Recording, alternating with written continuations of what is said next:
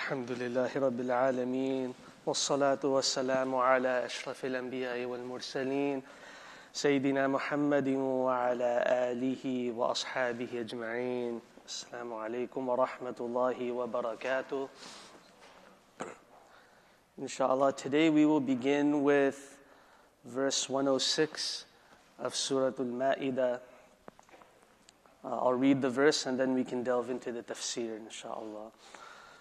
أعوذ بالله من الشيطان الرجيم بسم الله الرحمن الرحيم يا أيها الذين آمنوا شهادة بينكم إذا حضر أحدكم الموت حين الوصية اثنان ذوا عدل منكم أو آخران من غيركم إن أنتم ضربتم في الأرض فأصابتكم مصيبة الموت تحبسونهما من بعد الصلاة فيقسمان بالله إن ارتبتم لا نشتري به ثمنا ولو كان ذا قربى ولا نكتم شهادة الله إنا إذا لمن الآثمين.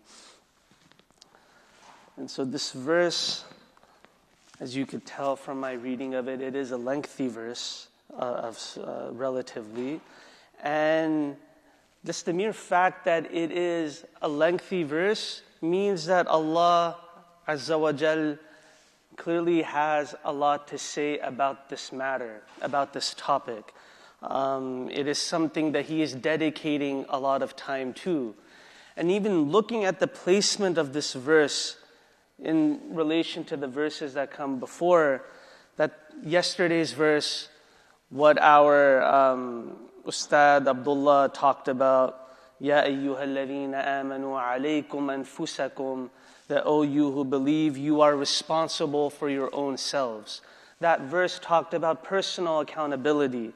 And when we think about personal accountability, and the rest of this verse sort of talks about it, لا يضركم من ضل إذا اهتديتم إلى الله مرجعكم جميعا. It's talking about how one's own guidance is one's own responsibility, that ultimately we are returning to Allah. It's a verse that's talking about our own purpose and sort of our own personal relationship with Allah and our standing in front of Him. And so it's interesting that the next verse, what does Allah choose to focus on? And that is what we're talking about today.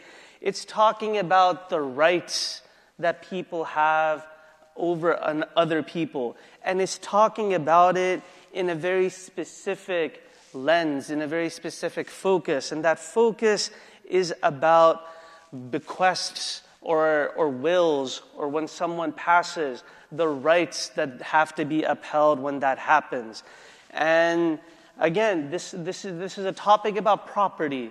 And we would think that something about property, something about materials, that Allah maybe would not spend that much time on it. But Allah's dedicating a much longer, lengthier verse to this topic of discussion.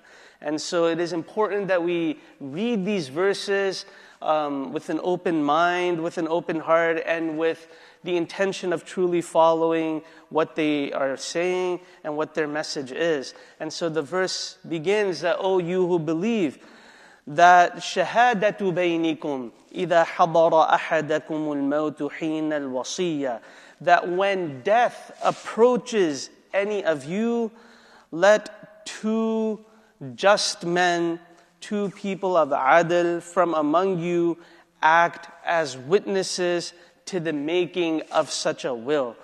إذا حضر أحدكم الموت حين الوصية اثنان ذوا عدل منكم. And so, again, what is happening here? When someone's dying, they're giving their last breath. We talked about earlier in Surah An-Nisa, we talked about inheritance, how there are verses that discuss inheritance. What also is allowed, though, is that 1/3 of one's personal wealth, they can also bequeath, they can also give to sort of anyone of their choosing. And this verse is describing that reality, that aspect of leaving inheritance. And so We're one. There's a wisdom that Allah is giving, that Allah shows in this verse, that we're letting two just men. Why are we letting two people witness? Why isn't the testimony of one sufficient? And so the natural response is that you have two, one will corroborate another. Allah cares about corroboration. Allah cares about confirmation and affirmation, that this Quran has been discussed or described as a musaddiqan lima bayna yadayya min at-Tawrah, that this Quran is itself a confirmation and a testification of what has come before, that there is strength when there are people who are corroborating and saying the same thing, that Allah makes this something that is known to us, that this is what makes something stronger and more bold. And so with a topic such as one's personal wealth, and leaving that wealth behind for generations, it is important that Allah has this sort of attributes about the people who are witnessing their bequeathal, that there needs to be two. And more than just two, they need to be people who are dhawa adl, that they are people upon justice, upon fairness, upon truth. That these are, again, the ideals, the descriptions, the attributes of people whom we should, in general, be aspiring towards. But Allah is making it clear that these need to be people who are known for giving good testimony, that they are known to be people who are reliable, who are dependent, who are dependable. And this is something that, like in a community, we know that person, he's a troublemaker, or he doesn't take things seriously. We would not want someone coming at such an important, grave matter to be a witness. To be a witness is something that is super important. Remember, testimony, witness, the declaration of faith is our first pillar of Islam, the Shahada. And so it's not just the mere testification of I believe in Allah, but one's own giving of testimony, of being a witness, is something that Allah is prizing and making super important in this verse. And so then Allah Azza wa Jal, He's being somewhat of a realist after that. He's showing of the conditions that are not ideal. أَوْ آخَرَانِ مِنْ غَيْرِكُمْ إِنْ أَنْتُمْ ضَرَبْتُمْ فِي الْأَرْضِ. Or if you are traveling in the land and you think that your life may be coming to an end, that some accident has happened, He's saying that you can also get this testimony from people who are other than yourselves. And the scholars of Tafseer, they describe أَوْ آخَرَانِ مِنْ غَيْرِكُمْ. They say that this is likely to describe even non-Muslims, that they can be the witnesses of this testimony, of this will that you are basically making out at that time. But Allah continues. Allah wants us to understand the importance of one's testimony, even if it's coming from non-Muslims, even if it's coming from people who don't have a similar value system or a similar faith to ours, that what is it you're supposed to do? That إِنْ يَرْتَبِتُمْ, that if you have doubts about them and their testimony, فَيُقْسِمَانِ بِاللَّهِ إِنْ ارْتَبْتُمْ لَا نَشْتَرِي بِهِ ثَمَنًا وَلَوْ كَانَ ذَا قُرْبَى وَلَا نَكْتُمُ شَهَادَةَ اللَّهِ إِنَّا إِذًا لَمِنَ الْآثِمِينَ. I forgot one phrase, تَحْبِسُونَهُمَا مِنْ بَعْدِ الصَّلَاةِ. That comes before all of that. So what it means is you keep these two witnesses, you detain these two back after the prayer, if you have any doubts about them. And you make them swear by Allah that we will not sell our testimony for any price. Even if a close relative is involved, we will not hide Allah's testimony, for then we should be doing wrong. And it's interesting that these two witnesses that are being detained after the prayer, Allah includes this phrase, تَحْبِسُونَهُمَا مِنْ بَعْدِ الصَّلَاةِ. And what is the wisdom of this? That you can think after the prayer. Right now, all of us are here after the prayer. We're probably in that sort of state where we're still feeling a sense of God consciousness, a sense of piety, a sense of fear before Allah, that we would not want to do any sort of sin immediately after the prayer. It's a reason why we also have dars or halaqat right after the prayer, because people are in that sort of religious mindset, that pious mindset. And so Allah is saying, in a way to sort of capture the most sort of God-fearing, God-conscious mode of these witnesses, that you hold them, you keep them till after the prayer, and then right after the prayer, that then and there, you make them swear an oath upon Allah that we won't sell our testimony for any price. Even if a close relative is involved, we will not hide Allah's testimony, for then we shall be amongst the sinners.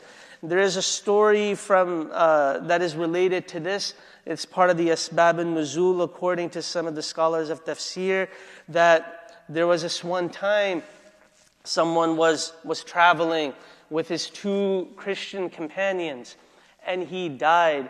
But before he died, he made out his will that you are to give all of this XYZ, my possessions, to my family. And so then these people, these Christians, when they came back to the Prophet sallallahu alaihi wasallam, they reported that this person had passed away and that they wanted to leave these valuables, these possessions to his heirs.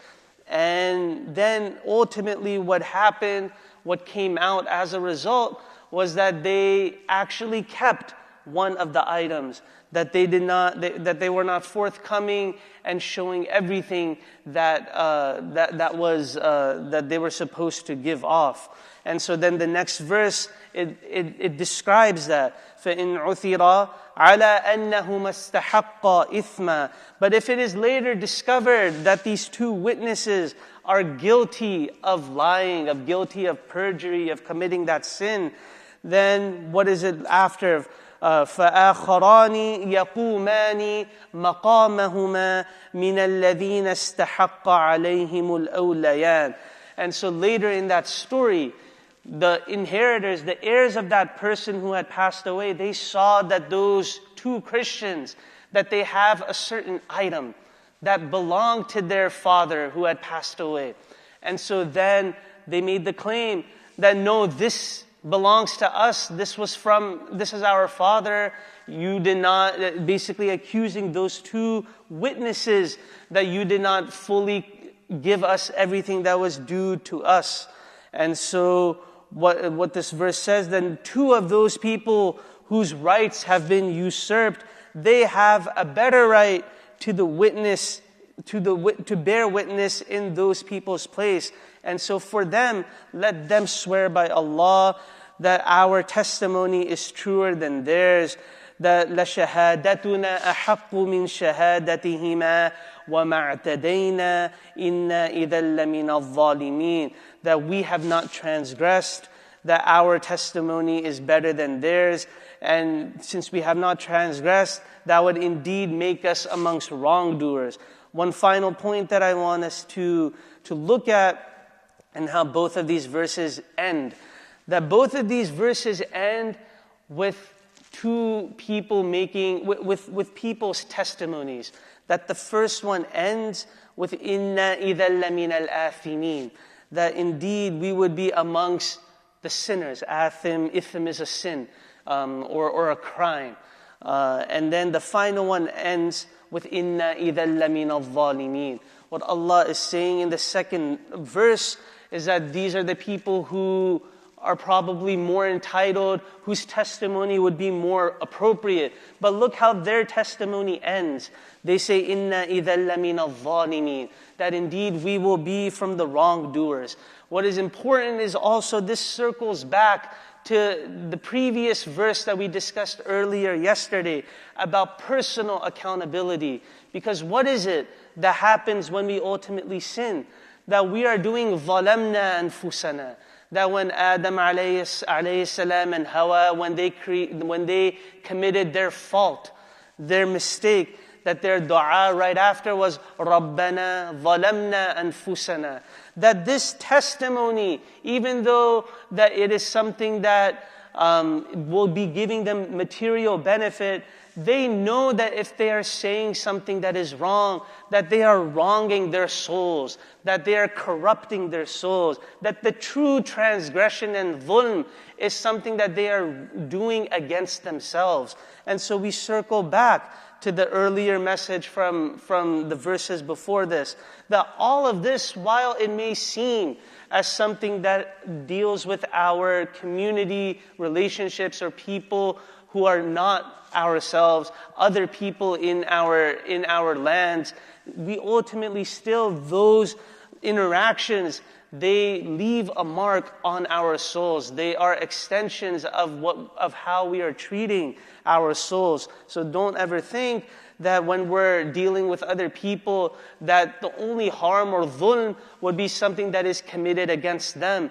You will still be committing a dhulm against yourselves. And so we ask Allah that He keeps us on the straight path, that He keeps our souls pure, that He allows us to uphold the rights of others, and that He allows us to properly leave our bequests, our wills, according to this practice and according to this spirit and ethos that is laid out in these verses. Ameen. أقول قولي هذا وأستغفر الله لي ولكم. سبحان ربك رب العزة عما يصفون وسلام على المرسلين والحمد لله رب